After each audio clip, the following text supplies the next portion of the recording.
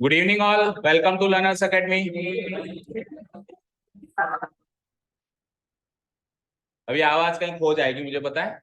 Good good evening के time जितनी बुलंद रहती है, जब क्वेश्चन पूछूंगा तो बिल्कुल सबकी आप बोलती बंद हो जाएगी। ये जोश केवल गुड इवनिंग विश करते टाइम ही आता है, राइट? उसके बाद फिर जब वापस जाते हैं तब आता है, बीच में 1 घंटा ब्लैंक रहता है। तो आपको शायद सबको पता चल गया होगा, जो लोग ग्रुप में जुड़े हुए हैं उन्होंने देख ही लिया, और वैसे भी सबको पता चल ही गया होगा, अपडेटेड रहते हैं तो, कि आपके डेट शीट आ गई है। ठीक है, 10th बोर्ड की सीबीएसई की डेट शीट आ गई, आरबीएसई की नहीं आई। दोनों ही बंद करे आया, ये तो चला रहे, गर्मी में मर जाएगा। हाँ, सो डेट शीट आ गई है। 15 फरवरी से आपके एग्जाम्स चालू है, पर इसका मतलब ये नहीं है कि आपके एग्जाम्स एग्जैक्टली 15 फरवरी से हैं, बिकॉज बहुत सारे सब्जेक्ट्स रहते हैं। ऐसे ऑल ओवर इंडिया लेवल का एग्जाम होता है, CBSE board is an all India exam.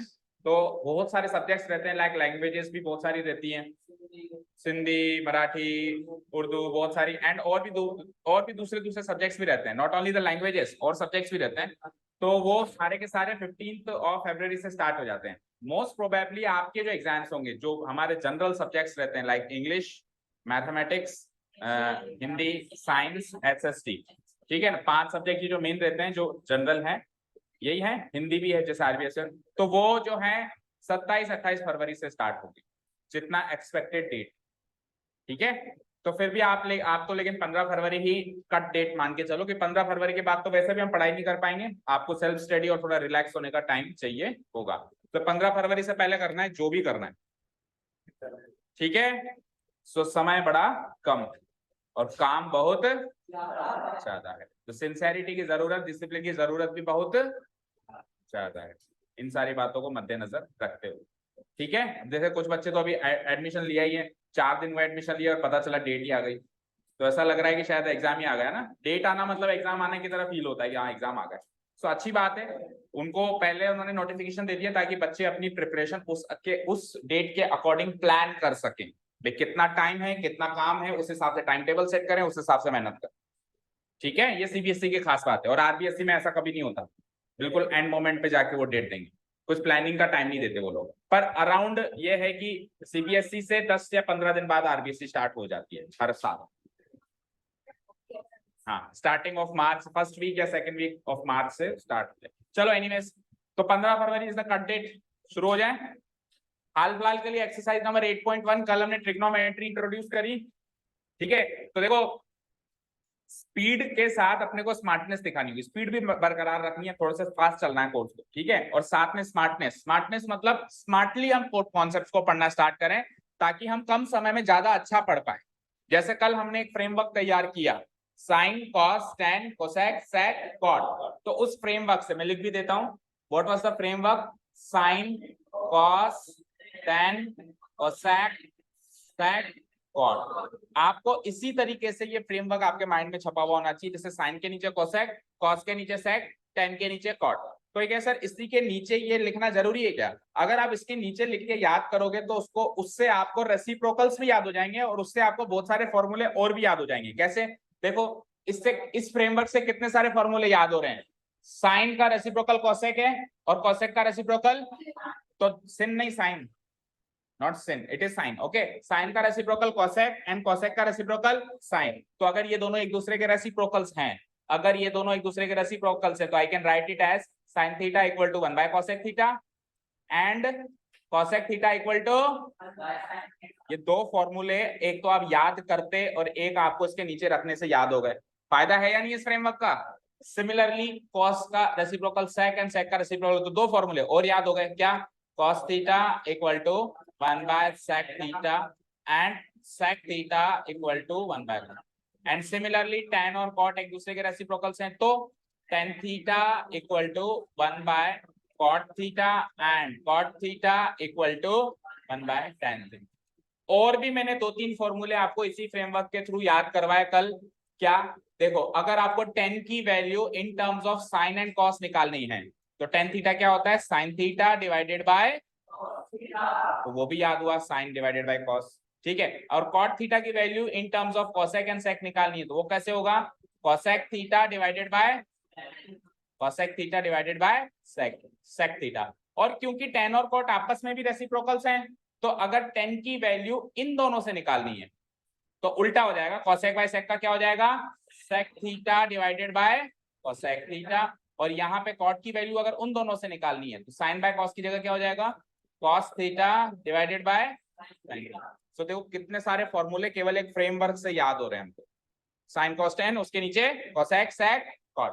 यहाँ तक क्लियर है। Apart from the basic formulas, ये फॉर्मूलाज तो एक्स्ट्रा में हमने याद कर लिए, बेसिक फॉर्मूलाज तो हैं जो है ओ A O divided by H H है। और वो कोडवर्ड भी इस फ्रेमवर्क से काम करता है। देखो कैसे, O A O divided by H H A. तो पहला जो साइन होगा वो होगा ओ बाय एच, बाद में जो कॉस होगा वो होगा ए बाय एच, और जो टेन होगा वो क्या होगा, ओ बाय ए। ठीक है, और नीचे के तीन होंगे इन तीनों के रेसिप्रोकल्स। ठीक है, यहाँ तक क्लियर है। और तो और ये तो अभी पहली एक्सरसाइज का इंट्रोडक्शन हुआ है, second exercise, third exercise, 4 exercise है आपकी, 3, एक ऑमिट हो गई। ठीक है, सो बची हुई जो 2 एक्सरसाइजेज हैं उनके फॉर्मूला भी मैं आपको इसी फ्रेमवर्क से याद करा दूंगा। किससे, sine cos tan cosec sec, मतलब इसी पिक्चर से आप वो बाकी के फॉर्मूलाज भी आप याद कर सकते हैं। तो इन शॉर्ट अगर ये पिक्चर याद है तो पूरा चैप्टर याद है। ठीक है, आने दो वहां तक। अभी तो जो अपन ने याद किया उसके साथ से आज तो हम एक्सरसाइज करेंगे, आज या कल 2 दिन। और उसके बाद फिर जब हम सेकंड एक्सरसाइज के इंट्रोडक्शन पे चलेंगे तो वापस मैं ये फ्रेमवर्क लिखूंगा, sine cos tan cosec sec cot, और इसी से दोबारा याद करना स्टार्ट करेंगे। ठीक है, चलें आगे। ओके, चलिए तो एक्सरसाइज 8.1 क्वेश्चन नंबर 1। होपफुली सारे फॉर्मूले आपको याद होंगे तो ही एक्सरसाइज करने में मजा आएगा। क्या है फिगर, ये वाला नहीं है बेटा इसका ना, ये तो इसका फिगर है। इसका फिगर आपको रेडी करना है। इन ट्राइंगल एबीसी, एक ट्राइंगल है एबीसी, ऑब्वियसली ट्रिग्नोमेट्री है तो ट्राइंगल तो होगा ही, और तो और राइट एंगल ट्राइंगल भी होगा। तो राइट एंगल कौन से वर्टेक्स पे है, बी पर, बी पर वो राइट एंगल, यानी बी पर 90 डिग्री बना हुआ है। ठीक है, आगे बढ़ो। AB की लंबाई दे रखी है, और AB की लंबाई दे रखी है, और BC की लंबाई दे रखी है। तो तीसरी साइड की लंबाई आ जाएगी bye using Pythagoras theorem. Pythagoras से तीसरी साइड आ जाएगी। एक बार तीनों साइड आ गई तो एक राइट एंगल ट्राइंगल के अगर मेरे पास तीनों साइड्स हैं तो मैं कोई सा भी ट्रिग्नोमेट्रिक रेशियो की वैल्यू निकाल सकता हूं, चाहे साइन थीटा, चाहे कॉस थीटा, चाहे टेन थीटा, एनीथिंग।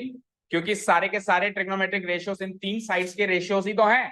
तो ये तीनों साइड्स की लंबाइयां पता है तो डिवाइड कर करके मैं अलग अलग रेशियोस निकाल सकता हूं। ओके, शुरू करें। चलो, तो सबसे पहले हम एक रफ फिगर तैयार करेंगे, ट्राइंगल एबीसी बना देते, और राइट एंगल बी पे बनाना है। वैसे तो देखो ये बना हुआ है, इसी को कंसीडर कर लेंगे। चलो, नो सर, क्या जो मैं अलग से बनाऊंगा वो क्या कुछ अलग बनेगा क्या, इसी को ए बी सी लिख दूंगा तो क्या प्रॉब्लम, बताओ। ए बी सी, और बी पे राइट एंगल है, बनाओ। हाँ, तो लेंथ चेंज कर देंगे। ठीक है, ए बी की लंबाई कितनी है बोलो, 24। सो ए बी यहाँ पे 24, और बी सी कितना है, 7 सेंटीमीटर है। और AC मुझे फाइंड आउट करना होगा, ये गलत है, AC मुझे फाइंड आउट करना होगा। ये फिगर बन गया हमारा, सबका बन गया फिगर। बनाओ बनाओ बनाओ बनाओ। एक्सरसाइज 8.1 फ्रेश पेज से नए पेज से हेडिंग मार्क करो, क्वेश्चन नंबर 1, एंड जल्दी से फिगर बन गया फिगर, भव्या।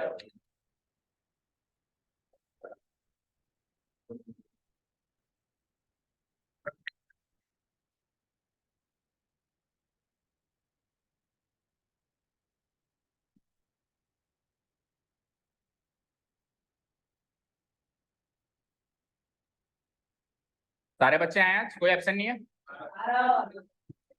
आ रहा हूँ, कल आया था, आ रहा हूँ परसों, बहुत दिन से नहीं आ रहा, क्या कहीं गया हुआ। ओके, चलिए तो गिवन पॉइंट्स लिखते हैं।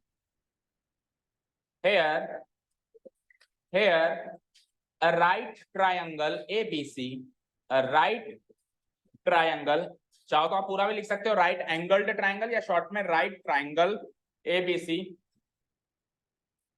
is given in which जो भी चीजें गिवन है वो लिख देते हैं। जैसे कि क्या क्या गिवन है, AB गिवन है 24 सेंटीमीटर, एंड BC गिवन है, पहला ही क्वेश्चन कर रहे हैं आप ट्रिग्नोमेट्री का लाइफ में, तो बिल्कुल ग्रेट डिटेल में करेंगे और बहुत अच्छे से समझ के करेंगे। समझ गए? पहला क्वेश्चन है आपकी ट्रिग्नोमेट्री, आपकी करियर का ट्रिग्नोमेट्री का पहला क्वेश्चन है। सो बड़े डिटेल में करेंगे और मतलब पॉइंट्स भी सारे लिखेंगे, कुछ शॉर्टकट नहीं चलाएंगे हम इसमें, ठीक है? उधर जाके समझाऊं, इधर से प्रॉब्लम है? प्रॉब्लम है इधर से? प्रॉब्लम है क्या? प्रॉब्लम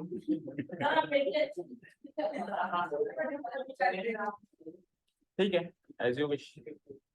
मतलब आप लेट करना चाह रहे हो, उधर से टाइम लगता है। चलो, तो ट्राइंगल तो बना हुआ है, ट्राइंगल ही बना हुआ है, इस ट्राइंगल का रेफरेंस ले लेंगे, ठीक है? गिवन पॉइंट्स डाल दिया। Here a right triangle ABC is given in which AB equal to this, BC equal to this and AC हमको निकालना है by using Pythagoras theorem। एक बार ट्राइंगल की तीनों साइड्स पता चल जाएं बस, उसके बाद हम कोई सा भी ट्रिग्नोमेट्रिक रेशियो निकाल सकते हैं।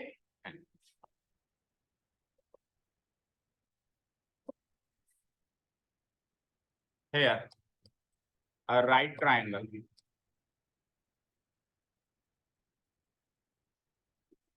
ABC, a right triangle ABC is given in which बोलो दो साइड्स कौन कौन से गिवन है? AB इक्वल टू 24 सेंटीमीटर और BC इक्वल टू,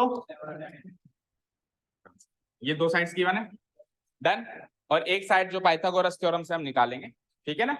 यहां तक लिख लिया सबने? तो कौन सी साइड मिसिंग है वो चेक करो। AB BC, ये AB है और ये BC है, इसको मॉडिफाई कर लेना ना, ये AB है और ये BC है, तो हाइपोटेन्यूज मिसिंग है।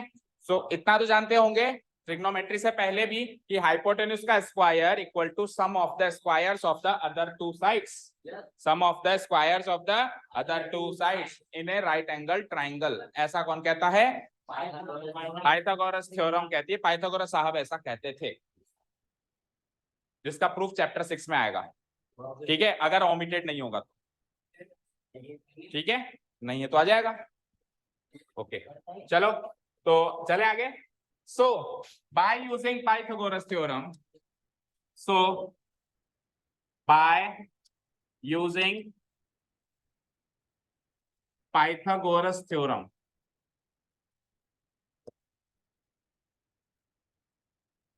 we have बोलो किसका स्क्वायर किस किस के स्क्वायर के बराबर होगा? सब बच्चे जानते हैं। देखो जो सबसे बड़ी साइड है उसका स्क्वायर जो बची हुई दो साइड से उनके स्क्वायर के सम के बराबर होगा, ठीक है? जो सबसे बड़ी साइड है उसका स्क्वायर जो बची हुई दो साइड से उनके सम के स्क्वायर के बराबर होगा। तो बची हुई साइड ये AC है, अभी तो PR लिखी हुई है लेकिन ये AC हमारे केस में मैं क्या लिखूंगा? AC का स्क्वायर इक्वल टू AB का स्क्वायर प्लस BC का स्क्वायर, ऐसे लिखूंगा। लिखो AC, हाँ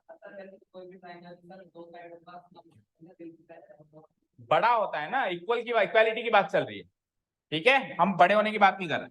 हाँ, और इक्वालिटी की बात केवल राइट एंगल ट्रायंगल में स्टैब्लिश की जा सकती है। AC square equal to AB square plus BC। तो यहां से AC की वैल्यू आ जाएगी, AB की वैल्यू पुटअप करो, क्या है? 24 का, एंड BC की वैल्यू क्या है? का स्क्वायर, और 24 का स्क्वायर याद होना चाहिए, 7 का स्क्वायर भी याद होना चाहिए, इक्वल टू कितना हुआ? यहां तक क्लियर है? AC स्क्वायर की वैल्यू क्या आ गई? 625, डन। अब AC के स्क्वायर की वैल्यू है ना ये, तो मुझे किसकी वैल्यू चाहिए? AC की। सो AC की वैल्यू कैसे निकालेंगे? रूट लगा के। सो इधर से स्क्वायर हटेगा तो उधर रूट लग जाएगा, root 625 which is equal to 25 centimetre. तो AC निकल गया मेरा, यानी दो साइड्स गिवन थी और तीसरी साइड निकल चुकी है, निकल चुकी है, ठीक है? तो अगर निकल चुकी है तो हम फिगर में भी इसको मार्क कर देंगे, फिगर में भी आप इसको मार्क कर दें। कैसे? जैसे ये आपने मार्क किया हुआ है ABC, ये आपने मार्क किया हुआ है क्या? 24, ये 7 सेंटीमीटर, और AC अभी तक मिसिंग थी लेकिन अब निकाल ली ना आपने, सो आप फिगर में भी ये तीन साइड सब मार्क करते हैं। कर दिया, ठीक है? पेन से नहीं करते बेटा, पेंसिल से करते हैं। फिगर के अंदर जो भी काम करेंगे हम पेंसिल से करेंगे, पेन का यूज ही नहीं करना है अपने को, ठीक है, डन, यहां तक क्लियर है। चलो अब सुनो, अब क्वेश्चन क्या है इधर देखो स्क्रीन पे। ये तो हमने एक तरीके से अभी तक तो ट्रिग्नोमेट्री अप्लाई करी नहीं है, हमने केवल और केवल ट्राइंगल की 3 साइड्स के बारे में सीखा है। अब ट्रिग्नोमेट्री अप्लाई करते हैं। तो उसका पहला क्वेश्चन क्या है देखो, डिटरमाइन, डिटरमाइन मतलब पता लगाओ, क्या पता लगाओ, sign A comma cos A. दो रेशियोस पूछ रहा है वो, एक तो साइन ए पूछ रहा है और एक कॉस ए पूछ रहा है, और अगेन फिर साइन सी पूछ रहा है, कॉस सी पूछ रहा है। तो इसका मीनिंग समझेंगे पहले कि इसको हमसे चाहिए क्या, उसको हमसे चाहिए क्या। देखना ध्यान से, साइन ए का मतलब ये होता है बेटा कि एंगल ए को अगर थीटा मान लें तो साइन रेशियो की वैल्यू क्या है। साइन रेशियो का फॉर्मूला क्या होता है, opposite side divided by hypotenuse. चलो हाइपोटेन्यूज तो ये फिक्स हो गई, लेकिन अपोजिट और एडजेसेंट फिक्स नहीं होती, कल बताया था, थीटा के अकॉर्डिंग फिक्स होती है। तो हमको बताना पड़ेगा ना थीटा क्या, तो वो थीटा यहाँ पे लिखा हुआ है ए, यानी एंगल ए को रेफरेंस मान के आप पहले तीनों साइड्स को डिस्ट्रीब्यूट कर लो, अपोजिट कौन सी है, एडजेसेंट कौन सी है, हाइपोटेन्यूज कौन सी है, डिस्ट्रीब्यूट हो गई। उसके बाद फिर आप अपोजिट का हाइपोटेन्यूज से रेशियो निकाल लो, वही साइन ए की वैल्यू होगी। समझ आया क्या, ठीक है। सो इसमें हमको दो फिगर बनाने पड़ेंगे, क्यों, पहले क्वेश्चन में हमने एंगल ए को थीटा माना है, और फिर दूसरे क्वेश्चन में देखो सी, तो दूसरे क्वेश्चन में एंगल सी को थीटा मान रहा है, तो एंगल ए के हिसाब से अपोजिट साइड चेंज हो जाएगी ना फिर सी के हिसाब से। तो अभी तो जो फिगर आपने बनाया है उसमें आप ए पे थीटा लगा दो, क्योंकि एंगल ए का रेफरेंस ले रहे हैं। बात की छोड़ दे अभी पे, इसकी बात कर, इसकी बात कर। तेरे को विश्वास नहीं है कि भाई बाद में मैं सही नहीं कराऊंगा, तेरे को विश्वास नहीं है कि मैं बाद में सही नहीं कराऊंगा तेरे, बस तो फिर छोड़ दे। अभी कुछ समझ में नहीं आ रहा हो तो बता, यहां तक क्लियर है, ओके, विश्वास रख यार, क्योंकि घर वाले भेजते हैं, कई बच्चे उस चक्कर में भी आते हैं। ओके देखो, सो थीटा के अकॉर्डिंग में डिसाइड करना शुरू करता हूं। तो ये वाली साइड तो हाइपोटेन्यूज होती है, हमेशा होती है ना, मार्क कर लो आप भी। राइट एंगल ट्राइंगल में सबसे लंबी साइड यानी 90 डिग्री के सामने वाली साइड तो हाइपोटेन्यूज होती ही होती है, इसको कोई बदल नहीं सकता। अब बची कौन कौन सी side, opposite side and adjacent side. तो ऑपोजिट साइड कौन सी होती है, थीटा के सामने वाली। सो थीटा के सामने वाली साइड कौन सी है, पीसी, ये आर नहीं है ना, सी है। सो इसके सामने मार्क कर लो, ये हो गई हमारी एडजेसेंट साइड, मार्क कर लो। फिगर के अंदर भी मार्क करना है अपने को, क्योंकि मैंने क्या कहा पहला ही क्वेश्चन कर रहे हैं तो ग्रेट डिटेल में करेंगे। ओ सॉरी, उल्टा लिख दिया क्या मैंने, not adjacent side opposite side, yes. आपने लिख भी लिया सबने, okay, opposite side and not adjacent side. Theta के सामने वाली कौन सी होगी, अपोजिट साइड, और जो बच जाती है वो कौन सी होती है, एडजेसेंट साइड, क्योंकि तीन ही तो साइड्स हैं, चौथी कहां से आएगी। सो ये जो ए बी हो जाएगी वो कौन सी हो जाएगी मेरी, एडजेसेंट साइड।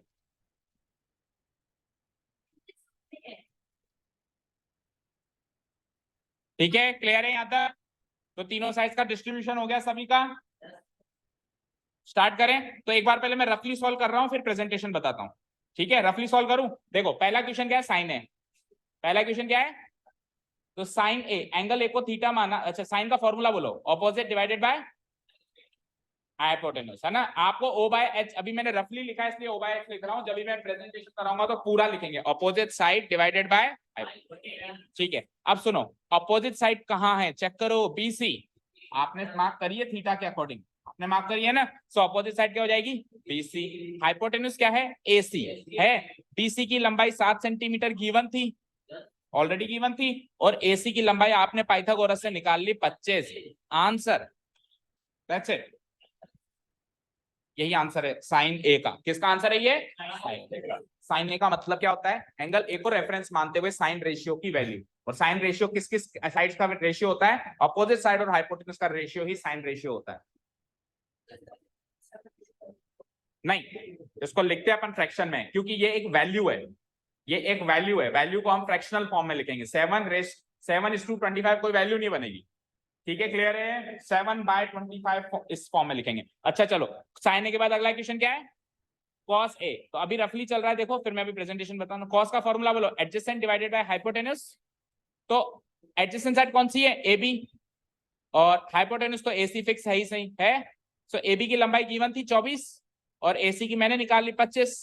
आंसर, तो पहले क्वेश्चन के दो आंसर्स हो गए, 7/25 24। समझे क्या, अब चले प्रेजेंटेशन पार्ट पे हम लोग।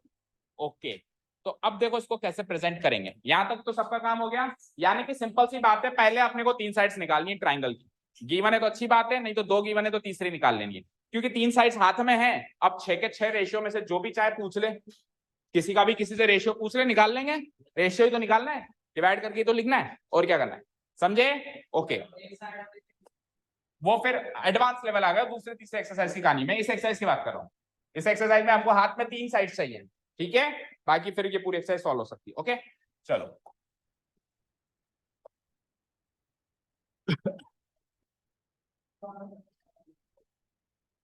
इतना नोट हो गया होगा सबका।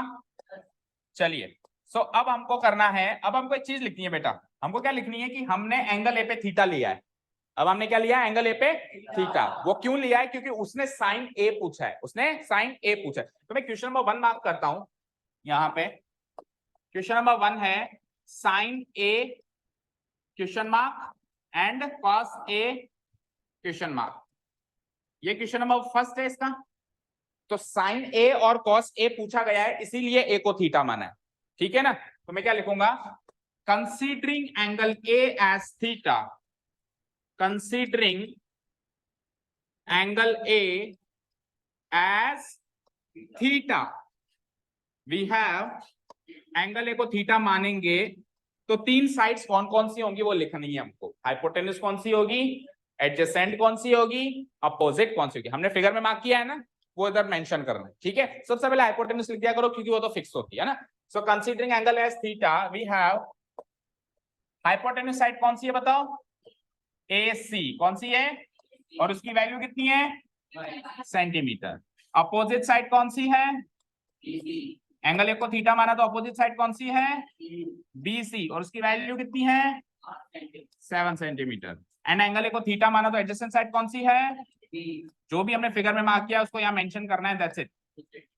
वो क्या है? AB, और उसकी वैल्यू कितनी है? यहां तक कोई डाउट? उसको थीटा मानते हुए हमने तीनों साइड्स को मेंशन कर दिया। डन, ठीक है? हाँ लिखो। अब बस तीनों साइड्स मेंशन हो ही गई है, ठीक है? अगेन आई एम सेइंग ये फिक्स होती है, बस ये हाइपोटेन्यूज फिक्स होती है। ये दोनों साइड्स डिसाइड होता है कि थीटा कौन सा एंगल है। एंगल ए थीटा है तो ये दोनों साइड्स फिक्स हुई हैं। अगर जैसे मैं थीटा चेंज करूंगा तो ये दोनों साइड्स भी चेंज हो जाएगी, हाइपोटेन्यूज फिक्स रहेगी बस, ठीक है? तो जो काम अपन इधर लिख रहे हैं वो का वही काम अपन फिगर में भी रिप्रेजेंट करते जाएंगे। जैसे मैंने यहाँ लिखा कंसीडरिंग एंगल एज थीटा, तो मैं फिगर में भी एंगल ए पे थीटा बनाऊंगा। जैसे मैंने यहाँ लिखा ऑपोजिट साइड BC, तो मैं फिगर में भी BC के आगे लिख दूंगा अपोजिट साइड, ठीक है? कि कोई ये ना पढ़े केवल फिगर पढ़ ले तो भी उसको समझ में आ जाएगी बच्चे ने क्या लिखा। क्लियर है? जस्टिफाई होना चाहिए दोनों साइड, ऐसे नहीं फिगर में तो BC पे एडजेसेंट साइड लिख रहे हैं और इधर हम ऑपोजिट साइड BC लिख रहे हैं, तो मिसमैच नहीं होना चाहिए फिगर और इधर, ठीक है? क्लियर है? ओके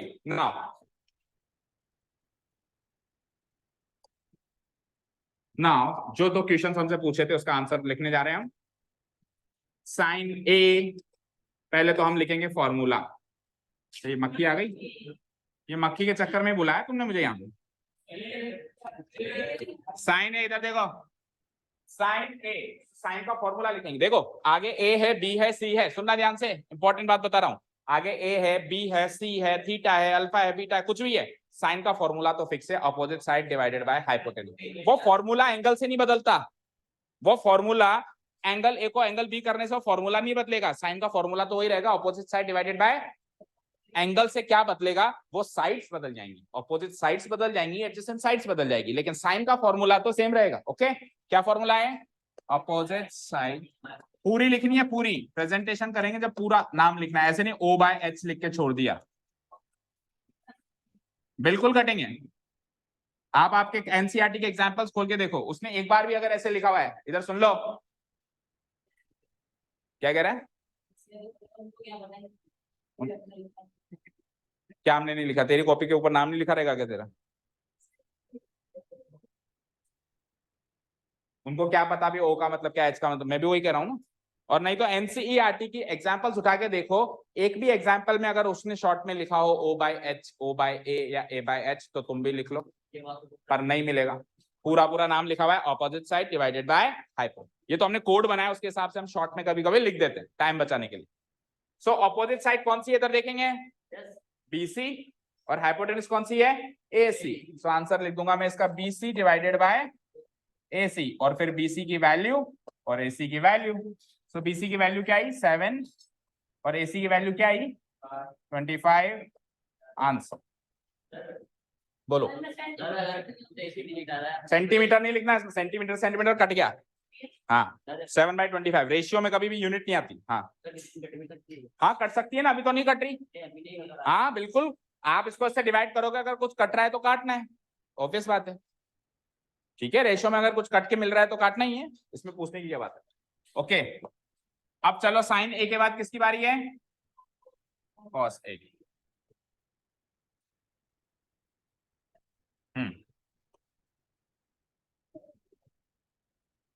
इधर आ जाओ। कॉस ए का फॉर्मूला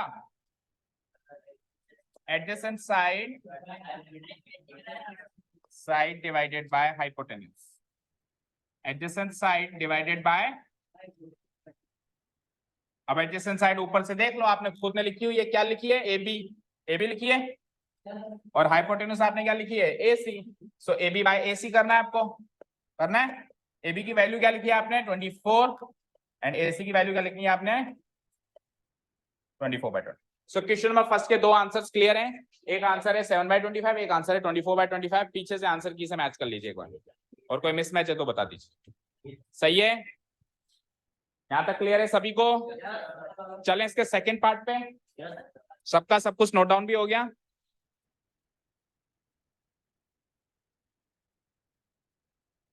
बेटा मेरे पास स्पेस नहीं है इसलिए ऐसे लिखता हूं, आपको नीचे लिखना है, इसके नीचे लिखना है। ओके, ऐसे नहीं लिखना है लाइन खींच के।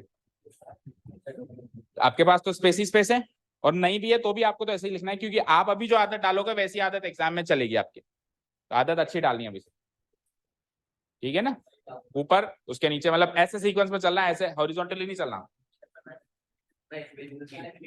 ठीक है, ओके। चले सेकंड पार्ट पे।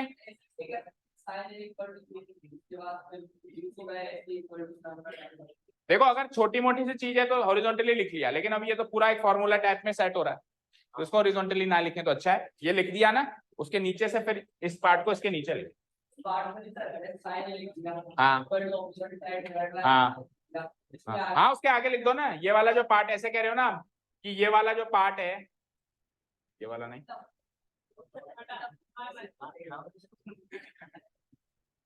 ये वाले पार्ट को इसके आगे लिखने के लिए कह रहे हो ना, लिख सकते हो इक्वल टू लगा के। ठीक है, ओके चलो ठीक है। अब सेकंड पार्ट पे देखें।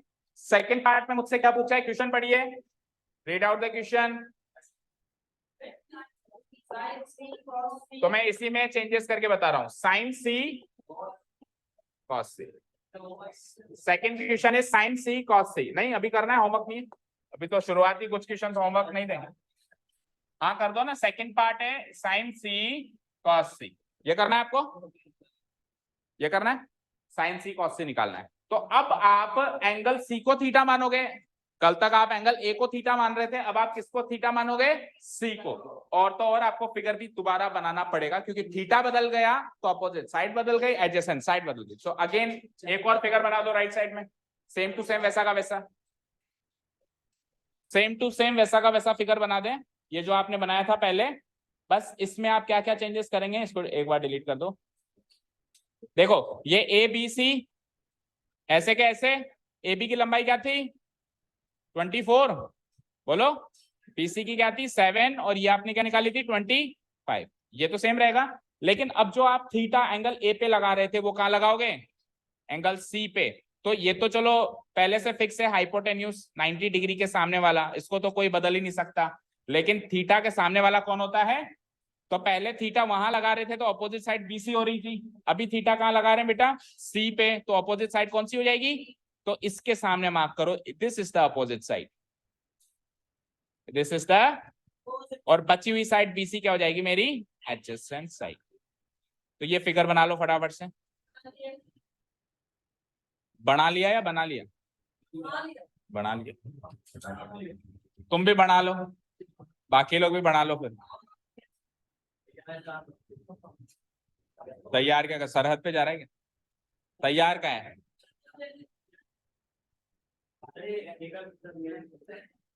ठीक है, हो गया यहाँ तक? फिगर बना लिया, प्रेजेंटेशन पे चले अब सीधे ही।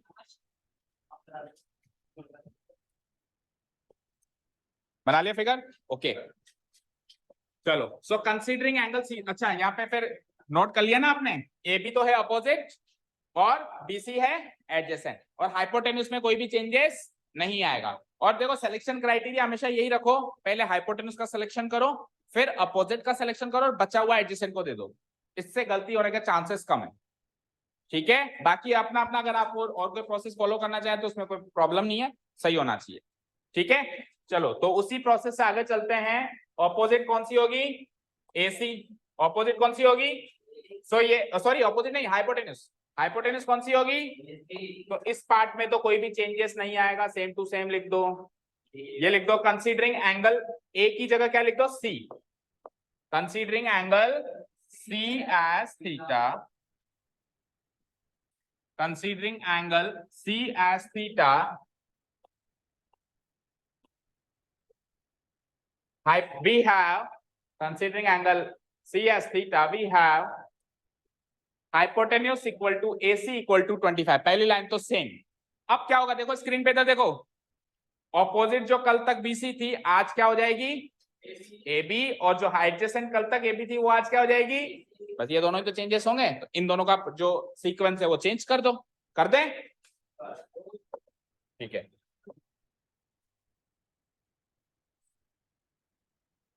तो ये BC यहां से हटा देते हैं और ये AB यहां से हटा देते हैं और उल्टा कर देते हैं।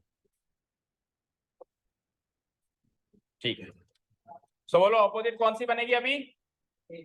अपोजिट बनेगी AB, और उसकी वैल्यू भी लिख दो सामने, क्या है AB की वैल्यू? वैल्यू तो वही रहेगी, ट्राइंगल में साइड्स की वैल्यू चेंज नहीं होगी। जो ट्राइंगल फिक्स हो गया जिसमें AB की लेंथ जितनी है उतनी लेंथ रहेगी, है ना? क्या लेंथ है AB की? 24 सेंटीमीटर। और एडजेसेंट क्या रहेगी? BC, उसकी लेंथ कितनी हो जाएगी? 7 सेंटीमीटर। ठीक है, चलो अब साइन ए और कॉस ए की जगह साइन सी और कॉस सी निकालना, ये हमारा task. Sine C and cos C, ये दो रेशियोस निकालने। देखो फॉर्मूला तो मैंने क्या कहा था, सेम रहेगा, साइन का फॉर्मूला सेम रहेगा, चाहे से आगे ए लिखा हुआ है, सी लिखा हुआ है, जो भी लिखा हुआ है। बस ये ऑपोजिट साइड कल तक जो मैं BC लिख रहा था आज क्या लिखूंगा, और इधर एडजेसेंट साइड जो मैं कल तक AB लिख रहा था वो आज क्या लिखूंगा। बस दैट्स इट, यही तो चेंज होगा, बताओ। ये BC यहां से हटा दो, ये AB यहां से हटा दो, 24 यहां से हटा दो और 7 यहां से हटा दो, उल्टा कर दो। ठीक है, सो ऑपोजिट साइड है आज की तारीख में AB और एडजेसेंट साइड आज की तारीख में है BC, और AB की वैल्यू तो वही सेम 24 और यहाँ पे 7। हो गए दोनों क्वेश्चन से अभी।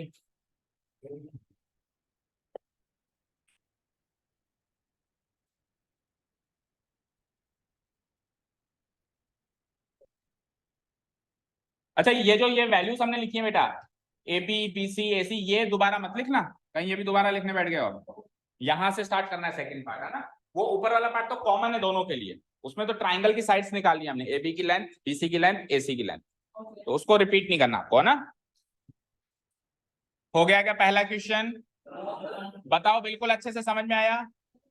कोई भी माइंड के अंदर डाउट हो तो पूछो, थोड़ा सा भी कुछ डाउट नहीं है? ठीक है, तो बस यही ट्रिग्नोमेट्री है, एक फीलिंग मिल गई आपको भी क्या है ट्रिग्नोमेट्री, यही है। इसको अब आगे बढ़ाते जाएंगे, ठीक है ना? क्लियर? अच्छा, यहां से हर एक क्वेश्चन में एक मॉरल ऑफ द स्टोरी हमको मिलता जाएगा, तो यहां से मॉरल ऑफ द स्टोरी मिला किसी को? चलो पहले लिखो, चलो फिर बताता हूँ।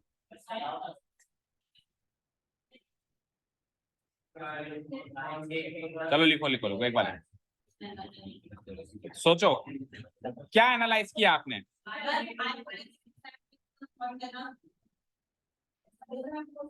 इतना डिटेल में नहीं, एक छोटी सी बात एनालाइज हुई है यहाँ पे। हाँ, आपका नाम? वंश। वंश, आपको कुछ एनालाइज हुआ है यहाँ पे इस क्वेश्चन से? कोई चीज पकड़ी आपने ऐसी, कोई स्पेशल बात पकड़ी इस क्वेश्चन में? हाँ बोलो। Sine A equal to cos C, sine A equal to और कॉस ए इक्वल टू, हमेशा ऐसा ही होगा क्या? हमेशा ऐसा ही होगा क्या? हर क्वेश्चन में होगा क्या? सोचो सोचो, होगा? अच्छा कितने लोग मानते होगा? हाथ खड़े करना। ठीक है, नाम बदल जाएगा वो एक अलग चीज है, लेकिन ट्राइंगल अगर एबीसी है, अगर ट्राइंगल एबीसी है तो हमेशा साइन ए कॉस सी होगा और कॉस ए साइन सी होगा क्या? यस और नहीं होगा? कब नहीं होगा? Yes, very good. तो सुनिए अब ध्यान से, ये नोट हो गया ना सबका? अब आइए स्क्रीन पे सब लोग, देखो बेटा यहां पे बताओ, चलो बताओ आपने क्या क्या वैल्यूज निकाली है। साइन ए की वैल्यू क्या निकाली है? क्या निकाली है? एंड कॉस ए की क्या वैल्यू निकाली है? ये तो पहले क्वेश्चन से निकाली हमने। सेकंड क्वेश्चन से आपने साइन सी की क्या वैल्यू निकाली है? 24/25। एंड कॉस सी की क्या वैल्यू निकाली है? सीधा बैठ, ठीक है, ये निकालिए। तो देखो बेटा, आप देखो ये चीज तो आपने नोटिस करी होगी कि जो साइन ए की वैल्यू आ रही है वो कॉस सी से मैच कर रही है, और साइन जो कॉस ए की वैल्यू आ रही है वो साइन सी से मैच कर रही है। अब सवाल ये है कि क्या ये हमेशा करेगी क्या? तो आंसर इज ये हमेशा मैच करेगी अगर ए और सी एक ही ट्राइंगल के एंगल्स हैं और दोनों में से कोई भी 90 डिग्री नहीं है। ए और सी एक ही ट्राइंगल के एंगल्स होने चाहिए, ऐसा नहीं कि ए तो है अलग ट्राइंगल में और सी किसी है अलग ट्राइंगल में, ऐसा नहीं होना चाहिए। और दोनों में से कोई भी 90 डिग्री नहीं होना चाहिए, यानी एंगल बी फिक्स हो 90 डिग्री और ए और सी दोनों एक्यूट हो, ए भी एक्यूट हो और सी भी एक्यूट एंगल हो, तो ये रिजल्ट हमेशा होल्ड करेगा, मतलब ये रिजल्ट हमेशा आएगा। ठीक है क्या? Sine A equal to cos C and cos A equal to sine C whenever a plus C equal to 90 degree. Note डाल के लिखो इसके नीचे, इस क्वेश्चन के नीचे नोट डाल के लिखो,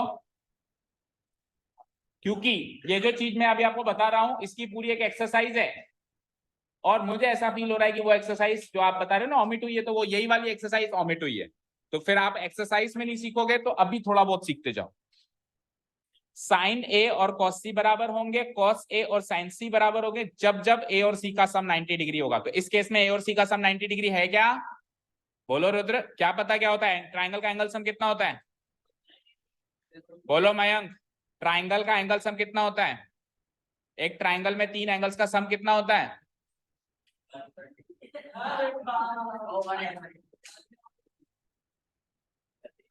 180, जिसमें से एंगल भी कितना है? तो इन दोनों का सम कितना है? हो रहा है ना? तो एक ट्राइंगल में अगर ए और सी 90 डिग्री के एंगल्स नहीं है, कोई और एंगल्स है, तो उन दोनों का सम 90 होगा, क्योंकि टोटल एंगल सम तो 180 है ही, 90 तो ये ले गया, तो ए और सी का सम 90 होगा ना। तो जब जब दो एंगल्स का सम 90 होगा तो उनमें से किसी एक पे साइन लगाओ, किसी दूसरे पे कॉस लगाओ, वैल्यू बराबर आई। जब जब दो एंगल्स का सम 90 डिग्री होगा उनमें से किसी एक एंगल पे साइन लगाओ, किसी एक एंगल को थीटा मानते हुए साइन रेशियो निकालो और दूसरे एंगल को थीटा मानते हुए कॉस रेशियो निकालो, उन दोनों की वैल्यूज क्या आएगी? साइन ए कॉस सी की वैल्यू सेम आएगी। क्लियर है क्या? नोट इस क्वेश्चन के नीचे मॉरल ऑफ द स्टोरी है। चले सेकंड क्वेश्चन पे अब।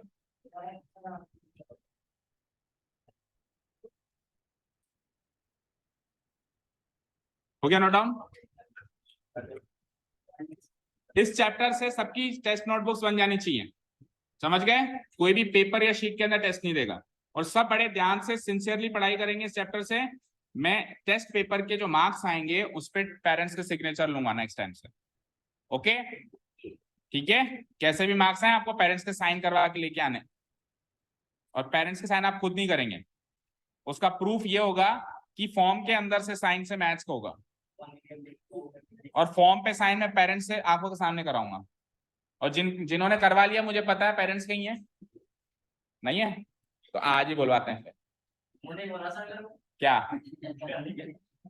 अभी बात करनी पड़ेगी इस मैटर, ठीक है कर दो। तो तो बोल देना तू कि सर आपने बोला था, पापा आपने बोला था, मैं तो बता दूंगा, मैं मेरी बात रख लूंगा, तू तेरी बात रख लेना। ओके चलो सेकंड क्वेश्चन रीड आउट करेंगे सब लोग। सेकंड क्वेश्चन में फिगर गिवन है, तो सबसे पहले तो फिगर बना दो, सेम वैसा ही फिगर है, बस ट्राइंगल का नाम है PQR। Draw this figure quickly.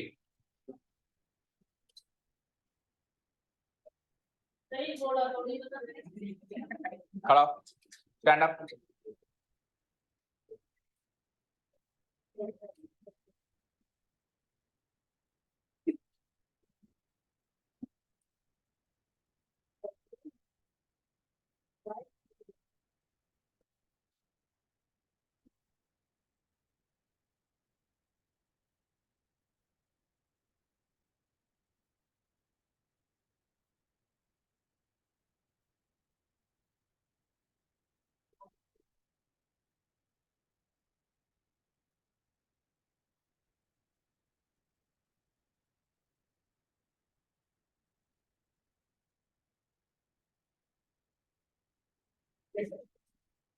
Okay, drawn, everyone figure drawn, figure draw हो गया? Okay, let's see the question.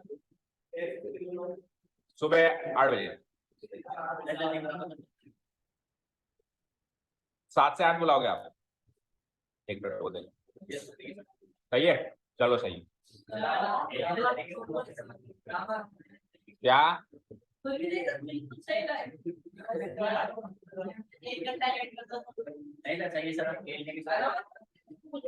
चलो स्क्रीन पे देखो सब लोग, आ जाओ। Question number second in figure 8.13, इस फिगर को देखना है सबको। Kritika, Ishani, tan p minus cot R की वैल्यू निकालिए।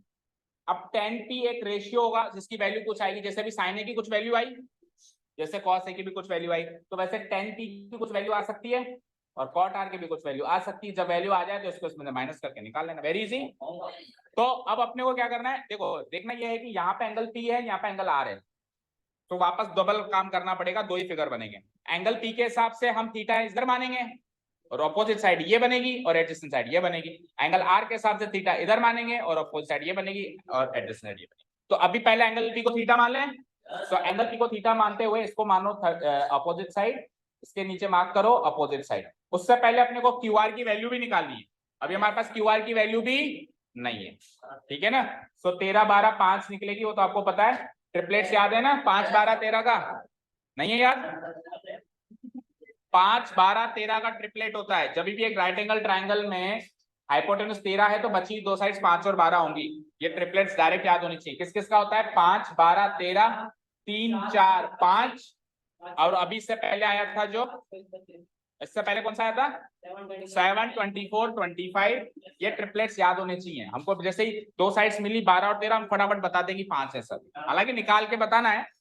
निकाल, बात बहुत चेंज होती है बेटा, बहुत चेंज होती है। जब मुझे पता होता है ना 5 सेंटीमीटर आंसर आने वाला है तो हाथ फटाफट चलते हैं, और नहीं तो सोच सोच के चलते हैं। और एक बोर्ड एग्जाम में 1 सेकंड भी अगर तुम बचा रहे हो ना तो वो 1 नंबर के बराबर है, ठीक है? ओके, चलो तो ये हो गया मेरा ऑपोजिट साइड, मार्क कर लो फिगर में पहले। This is my opposite side and this is hypotenuse, obviously क्या जो छेड़छाड़ करना ही पाप है। और ये है हमारी एडजेसेंट साइड, ठीक है चलो ओके। तो अब तो इधर से कर दूं मैं, ये सामने आके करूं, आपकी इजाजत हो तो, क्योंकि सेम पैटर्न का क्वेश्चन कर लिया तो थोड़ा स्पीड में करने की इच्छा है मेरी, यहीं से कर दूं?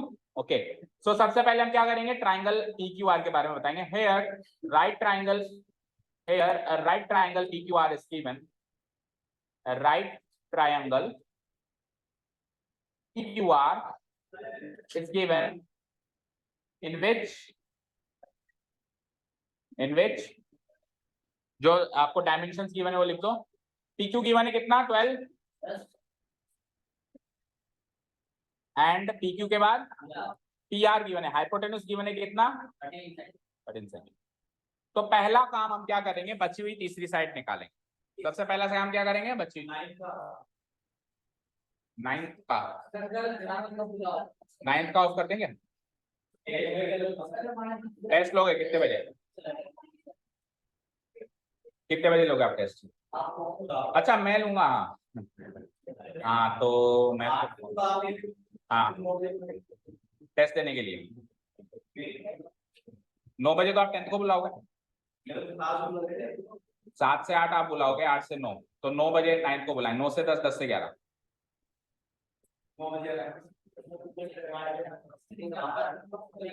ग्रामर इवनिंग में, चलो PQ 12 PR 13। तो सबसे पहला काम है इस QR बची तीसरी साइड की वैल्यू निकालना, इसकी लेंथ निकालना, ठीक है? तो वही पाइथागोरस थ्योरम, तीसरी साइड निकालेंगे कैसे? With the help of Pythagoras theorem. So by using Pythagoras theorem, by using Pythagoras theorem,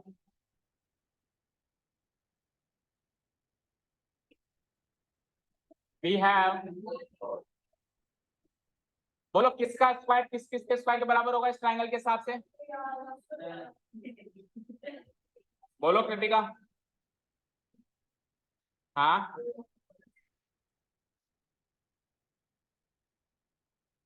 सही बोला कृतिका ने, P R square equal to P Q square plus Q.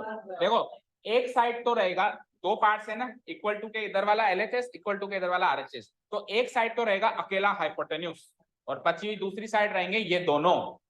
ठीक है, देखो जैसे हाइपोटेन्यूज क्या है पी आर, तो पी आर का स्क्वायर तो रहेगा एक साइड, और ये दोनों जो बची हुई साइड्स हैं इनका सम रहेगा दूसरी side, P Q square plus Q R square, ऐसे होगा। ठीक है, लेकिन इस केस में हम ये वाला पार्ट इधर लिखेंगे और ये वाला पार्ट इधर लिखेंगे। उसका रीजन सुनो, का रीजन ये है क्योंकि मिसिंग पार्ट क्या है वो देखो, पी आर तो गिवन है ना, तो मिसिंग पार्ट कभी भी एलएचएस में लिखते हैं क्या? मिसिंग पार्ट हमेशा, ओ सॉरी, गिवन पार्ट कभी भी एलएचएस में लिखते हैं क्या? गिवन पार्ट हमेशा आरएचएस में, और जो मिसिंग पार्ट होता है वो एलएचएस। तो इन दोनों में से कोई एक मिसिंग है ना, तो ये पूरा का पूरा हम एलएचएस में लिखते हैं। ठीक है, हाँ आंसर वो आएगा, तो वैसे कर लो भले, कर लो। ठीक है, तो क्या लिखूंगा मैं, बोलो, P Q Q R square या पी क्यू स्क्वायर लिख लो, कैसे भी लिख लो, P Q square plus Q R square equal to P R square. अब इसमें जो जो वैल्यू गिवन है वो पुटअप कर देते हैं, दैट इज पी क्यू की वैल्यू क्या गिवन है 12, तो 12 का स्क्वायर, क्यू आर मिसिंग है उसको एज इट इज छोड़ दो, और पी आर गिवन है कितना 13, डन। सो 12 का square is 144 plus Q R square equal to 13 का स्क्वायर इज 169। सो 144 को उधर भेज दूं मैं, तो Q R square equal to 144 उधर जाएगा तो बन जाएगा 169 माइनस, और 169 माइनस 144 करना जरा 25। ओके, सो क्यू आर के स्क्वायर की वैल्यू अगर 25 है तो यहाँ से स्क्वायर जाएगा तो वहां रूट लग जाएगा, और 25 का रूट क्या होता है सब जानते हैं। तो ट्राइंगल के तीनों साइड्स मिल गई, हमने फिगर में पहले नोट कर लिया था, अभी हमने निकाल भी लिया, फाइन। ठीक है, अब अपने को थीटा मानना पड़ेगा एंगल पी को, और उसके हिसाब से कौन सा रेशियो निकालना है, टेन पी, टेन थीटा निकालना है, और फिर थीटा मानना है एंगल आर को, और उसके हिसाब से कौन सा रेशियो निकालना है, कॉट रेशियो निकालना है। ठीक है, तो एक एक करके काम करते हैं। सबसे पहला काम है टेन पी निकालना, सबसे पहला काम क्या है ten P. Now considering angle P S theta, जैसे पहले किया था। Now considering angle P as theta,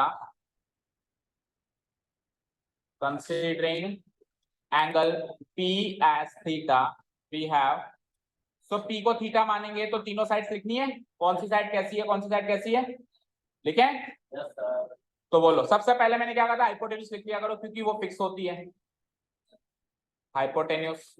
तो बताओ इस फिगर के हिसाब से हाइपोटेन्यूज कौन सी है, पी आर, और उसकी वैल्यू कितनी है 13 और हाइपोटेन्यूज के बाद नेक्स्ट सर्च क्राइटेरिया किसका, अपोजिट साइड, और जो बच जाए वो एडजेसेंट साइड, अपोजिट साइड। और अपोजिट साइड कौन डिसाइड करता है, थीटा, थीटा के सामने कौन है, क्यू आर, और क्यू आर की वैल्यू 5 सेंटीमीटर, और जो बच जाती है that will be the adjacent side, और एडजेसेंट साइड कौन सी है हमारे इस फिगर के अकॉर्डिंग, पी क्यू,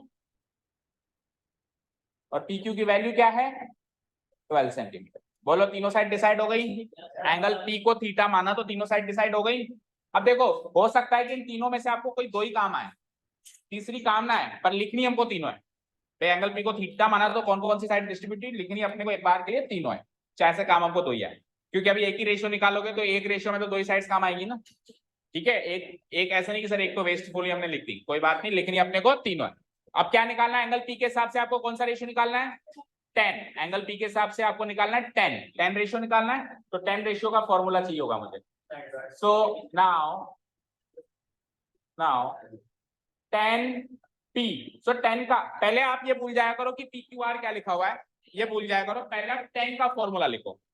10 का फॉर्मूला याद है, आओ कोड वर्ड पे O divided by H H A, तो साइन कॉस 10, तो 10 का फॉर्मूला क्या बना ओ बाय, यानी अपोजिट साइड डिवाइडेड बाय